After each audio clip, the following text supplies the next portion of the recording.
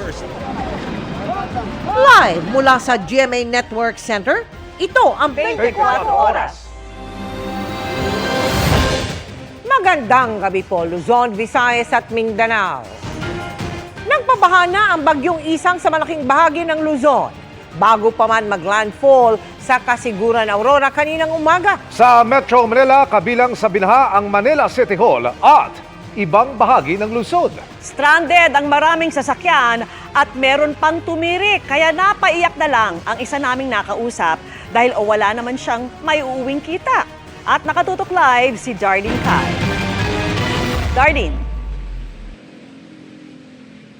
Mel, Emil, Vicky, tumila na yung ulan dito sa Maynila pero kanina talagang malakas at tuloy-tuloy ang buhos niyan. Agad tuloy bumaha kaya marami ang mga na-stranded na motorista at pasahero at bumigat din ang daloy ng trapiko. Wala nang makadaan sa bahaging ito ng Calao Avenue sa Maynila na nagmukhang ilog dahil sa baha. Nalubog ang isang nakaparadang motorsiklo sa 2.5 talampakang taas ng tubig. Pati iba pang nakaparadang sasakyan. Tumirik at nalubog din ang taksing ito. Pati ilang motorsiklo kaya itinulak na lang. Maraming sasakyan ang stranded pati mga ambulansya. Ang 75 taong gulang na taxi driver na si Mang Mario hindi na naman makakapasada kaya walang iuuwing kita. Kawawa naman kaming mga isang kahit isang tuka. Mabuti nga, mayayaman, na pera yan, nasa kondo yan eh. Eh kami. Sawang-sawa na raw si Mario na paulit-ulit na malubog at ma-stranded sa baha kapag umuulan.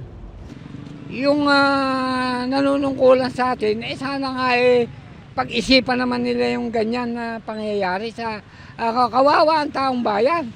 Sa ganyang klase ng nakatulad namin, na isang kahit isang tuka. Pag hindi kami bumiyahe, hindi kami kakain. O, gaya ngayon, no, hindi kami makakuha at ang lalim ng tubig, paano kami makapaghahanap buhay? Ang ilan, walang nagawa kung hindi lumusong sa hanggang hitang baha, tulad ni Jess na ibinaba ng sinakyang jeepney na hindi na rin makadaan. Sobrang lalim po, muntik na po akong madulas. Buti napakapit po ako sa may bakal. Wala na rin siyang masakyan papasok sa trabaho kaya uuwi na lang. Wala tuloy siyang susweldohin ngayong araw. Malungkot po kasi sayang po yung araw since nandito na po. Eh kaso po, safety first po tayo para hindi po kasi mababayaran kung ano man po yung kung sakaling magkasakit man po. Sa bahagi ng Maria Orosa naman papuntang Padre Burgos Avenue, marami ang stranded na delivery rider. Si Marvin, 4 ang ongoing delivery. Yung iba nakakaintindi, yung iba naman hindi. Like, gusto nila kasi pagkain yan eh. Gusto nila na may atid agad kasi masisira man. Dapat naintindihan rin nila kami, baha eh. Patuloy naman sa paglilimas ng tubig sa establishmentong ito na pinasok ng tubig kahit naglagay na sila ng mga sandbag sa pinto. Mismong ang Manila City Hall, pinasok ng baha. Ayon sa lokal na pamahalaan, nasa 30% ng lungsod ang binaha ngayong araw. Sa nakalap po na datos ng aming automated weather station po, ay sa western portion po ng lungsod ang may nakaramdam po ng mga pag-ulan. Kaya ito pong eastern portion po natin like Santa Mesa, yung Espanya, Sampaloc area ay hindi po gaanong binaha. Ang binaha po is yung aming pong District 5. Karaniwan ang binabaha ang mga lugar kung saan tumaas ang tubig kanina. Sumabay rin po ang high tide kanina pong bandang alas 9 ng umaga po. So nakadagdag po ito bilang pampabagal po ng pag-uupa po. Possible po dyan ay yung engineering intervention at yung mga clog drainage na rin po magkakasama na po yan. Pati yung volume po ng ulan. Binaha rin ang ilang bahagi ng Pasay City. Tumirik ang motorsiklo ng rider na ito sa kabaan ng Jokno Boulevard kung saan hanggang hita niya na ang tubig. Inabutan din namin ang ilang kawani ng DPWH na nagtatanggal ng dumi sa kanal sa gitna ng ulan.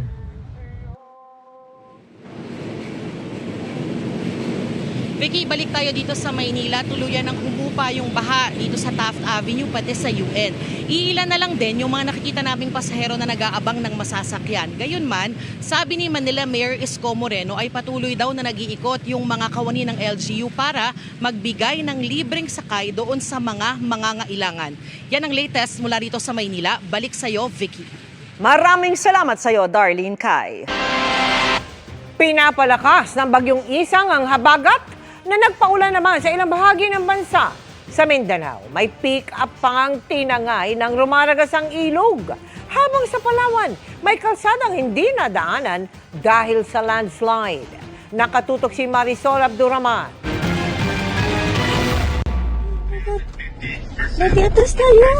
Nagsibagsak ang malalaking tipak ng bato, lupa at puno sa kalsadang ito sa San Vicente, Palawan. Ayon sa munisipyo, maaaring lumambot na ang lupa dahil sa 2 araw ng pag-ulan. Halos 4 na oras tuloy stranded ang mga motoristang papasok at palabas ng barangay Port Barton. Nagsagawa na ng clearing operations.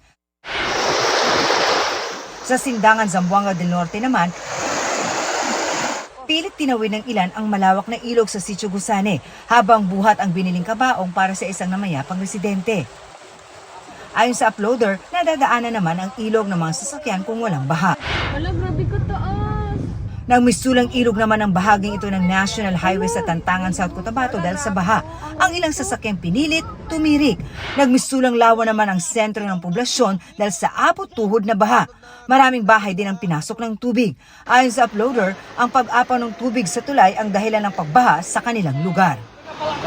Perwisyo rin ang baha sa mga residente ng Senator Ninoy Aquino Sultan Kudarat na agad nagtaas ng mga gamit ang pasukin na rin ng tubig ang kanilang mga bahay. Anila, mabilis tumaas ang level ng tubig sa Sapa dahil sa matinding buhos ng ulan. Sa Dato, Blasinsu at Maguindanao del Norte naman, halos di na makita ang isang pickup na nalubog sa ilog matapos tangayin ng rumaragas ang tubig. Nakaligtas naman ang 3 sakay ng pickup na nakatalon mula sa sasakyan. Ang masamang panahon na naranasan sa Mindanao at sa Palawan dahil sa habagat at pinalakas na bagyong Isang. Mag-alas 10 kanina nang maglandfall sa Kasiguran Aurora ang bagyo. Ramdam sa probinsya ang malakas na ulan at hangin kaya naputol ang supply ng kuryente sa lugar. Sabay ng Dinggalan, kinansilang klase sa lahat ng antas sa mga pribado at pampublikong paaralan. Bumuhos din ang malakas na ulan sa Ilagan City, Isabela. Sa kabila naman ng pag-uulan sa Tumawini, tuloy pa rin sa pagtrabaho ang mga residente maging ang mga nasa bukid. Muulan din sa iba pang probinsya, gaya sa Cabanatuan City, Nueva Ecija, at ilang bahagi ng Nawag City, Ilocos Norte. Pero ang pag-ulan doon, ikinatuwa ng mga magsasaka roon dahil nakatulong daw ito sa mga pananim nilang palay. Para sa GMA Integrated News, Marisol Abduraman, nakatuto 24 oras. Kabilang sa mga stranded sa baha kanina si Public Works Secretary Manuel Bonoan. Pinatutuloyan niya ng Pangulo ang investigasyon niya sa flood control projects kaya hindi pa magbibitiw gaya ng panawagan ng ilan. At nakatutok si Joseph Moro. Kabilang ang aming news team sa maraming motoristang naipit sa trapiko nang bumaha ang ilang bahagi ng Maynila dulot ng malakas na ulan kaninang umaga. Papunta pa naman kami noon sa tanggapan ni DPWH Secretary Manuel Bonoan para sa isang panayam tungkol sa mga flood control project. Ang epekto ng di pa rin naaabatang pagbaha nasaksihan namin. Marami ang stranded sa bahagi ng Ayala Boulevard dahil sa baha na pinipilit pa ring tawirin ng ilang mga sasakyan. Animoy ilog na ang aming dinaraanan hanggang Padre Burgos. Lubog ang entrada ng maraming paaralan. Kahit ang Manila City Hall. May mga estudyanteng pilit na sinusuong ang baha. Sa Quezon Boulevard, hindi na makatawid ang maraming sasakyan. Galing kami doon sa may Ayala Boulevard, galing sa Maynila kasi gusto namin sana tumawid dito papunta sa may Intramuros. Pero hindi na namin yan magawa kasi mataas yung tubig. At yung ilang mga estudyante nga ay naglalakad na lamang. Yung ibang mga motor, pagkatawid, dito na nagpapahinga. At sa kabila naman, ito yung papunta ng Roas Boulevard. Wala nang galawan yung mga sasakyan. Isa sa mga namroblemang commuter ang senior citizen na si Matilde Silva na taga Laguna pa at lumawas ng Maynila para magpa-check up. Sa Malacanang sa Geriatric Center, naghingi kami tulong doon kami magpa-check up. Kahit mismong si Secretary Bonoan, stranded din. Sir, pareho tayo na-stuck sir sa traffic no, sa may Quiapo area. No? How do you feel about it? Na ayan na tayo. We were not able to get through after dito sa may City Hall. Nasa sentro ng isyu sa mga umunoy ghost flood control project si Bunoan na ipinapanawagan ng ilang mga senador na magbitiw na sa pwesto. Pero sagot ni Bunoan, sabi ko nga na I share at the pleasure of the President. The President would have actually called me kung anong, if anything, na dapat ako mag-leave o mag-resign. So, wala pa naman sir, no? Wala. nitong Miyerkules daw sila huling nagkausap ng Pangulo pagkatapos itong bisitahin ang isang ghost flood project sa Barangay Piel sa Baliwag, Bulacan. Hindi kasama noon si Bunoan. He wants it by himself actually. But the basic data information of that project was furnished by us. He has just instructed me actually to continue yung investigations and to finally come up with cases against people who are involved, whether it is the DPWH people, contractor, kung may kailangan sa LGUs actually. Sa internal audit daw na ginagawa ng DPWH sa mga flood control projects ng pamahalaan sa buong bansa, tila sa District 1 lamang ng Bulacan sila nakakakita sa ngayon ng problema. Even in Bulacan, there are 3 engineering districts there. Opo. 3 engineering districts. And if there would have been a pattern in the province, you could expect that there are also some ghost projects in other districts. Wala eh. Ayon kay Bunoan, naka-floating status na si DPWH Bulacan District 1 Engineer Henry Alcantara at hinihintay na ang sagot nito sa memo.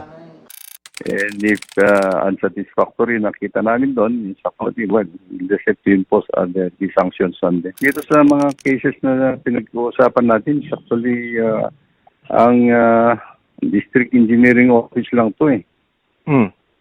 What do you mean, sir? District Engineering Office lang ang nag-implement nito and has the authority actually, has been given the authority to implement the project. So, every documentation came from them. So, ibig sabihin, sir, sila lang yung may alam ng project, no? Yes, yes. Patuloy pa namin kinukunan ng pahayag si Alcantara. Ang lokal na pamahalaan ng Baliwag naman ang sabi hindi raw dumaan ito sa kanila at walang isinumiteng dokumento sa City Engineering Office o nakipag-ugnayan sa LGU. Tulad raw ng Pangulo, tinututulan at kinokondena rin daw nila ang mga panlulokong proyekto. Para sa GMA Integrated News, Joseph Morong, nakatutok 24 oras. Nakipaghabulan at nakipagbarilan sa mga pulis ang dalawang target ng buy-bust operation kaugnay ng illegal firearms sa Calauag, Quezon. Patay ang mga suspect na itinuturong gun for hire ang nahuli kam na enkwentro sa pagtutok ni Sandra Aguinaldo. Ay, babarilan na. Yuko!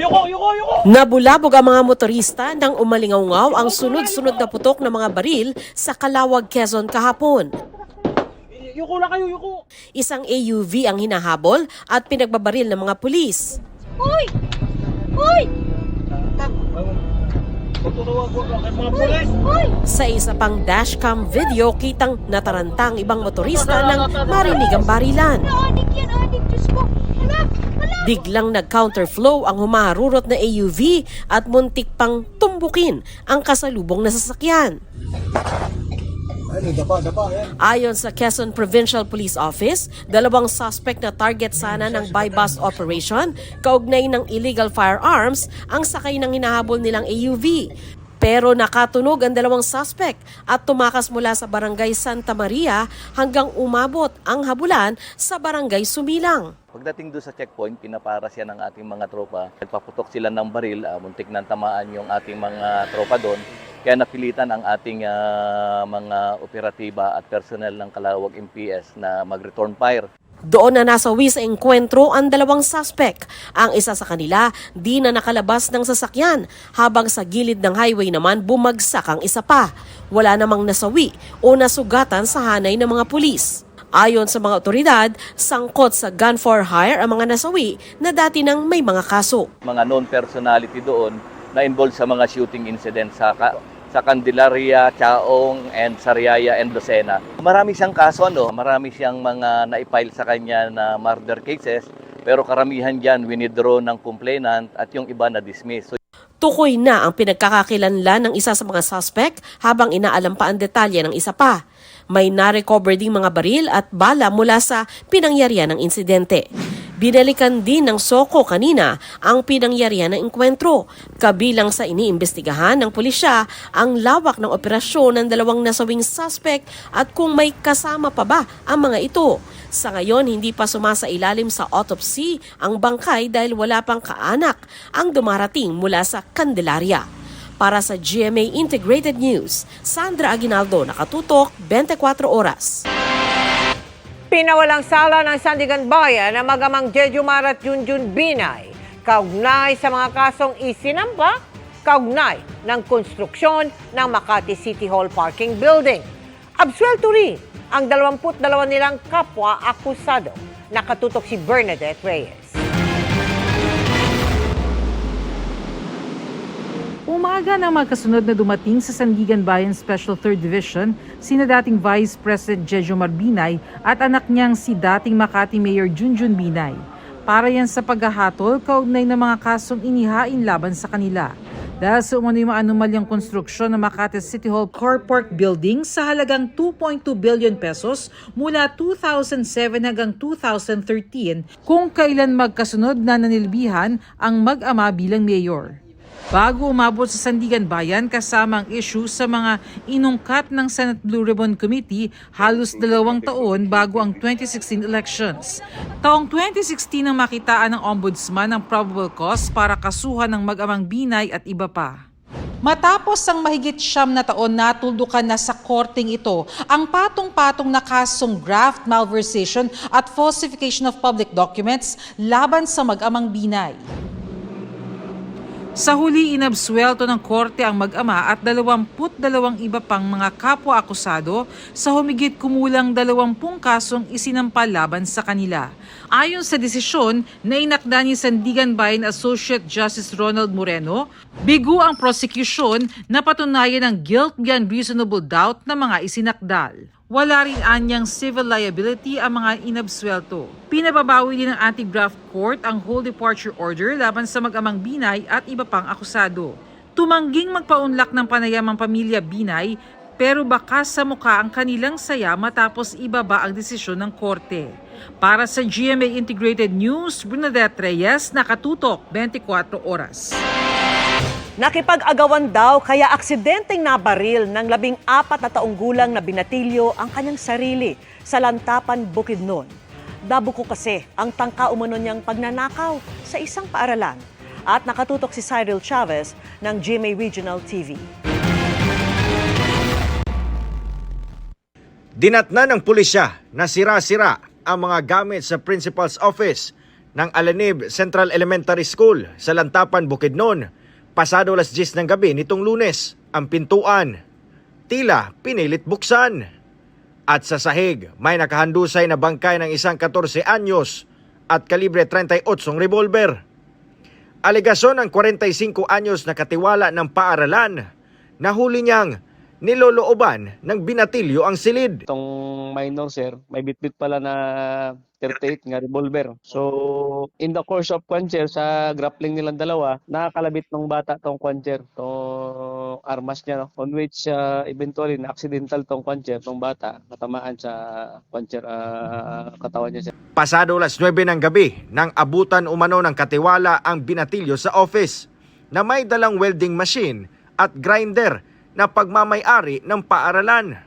Pansamantalang kinustodiya sa Lantapan Municipal Police Station ang katiwala pero pinakawalan ng hindi nagsampa ng kaso ang pamilya ng binatilyo. Gayunman, ayon sa pulisya, nagsabi ang pamilya ng posibleng pagsasampa ng asunto sa katiwala pagkalibing sa binatilyo. Sinusubukan pa ng GMA Regional TV na makuhanan ng pahayag ang pamilya ng minor de edad kabilang ang katiwala.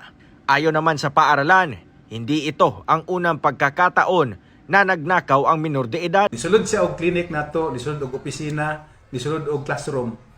Nisulod siya classroom. Well, in fact, sa wala pagani ko naabot diri atong July 7, nanay mga previous incident nga kuan gyud kanang kawat gyud, robbery gyud. Duha ka rooms ang nakuhaan og tag-isa gid ka TV. Iniimbestigahan na kung saan nakuha ng minor de edad ang kanyang armas.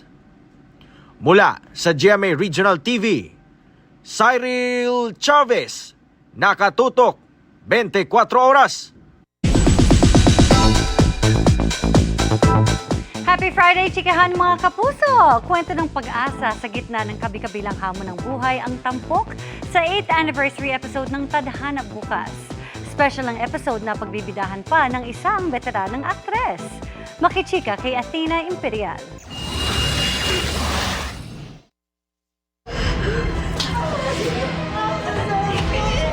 Sa ika-8 taon ng drama anthology na Tadhana, tampok ang buhay ng mga overseas Filipino workers o OFW.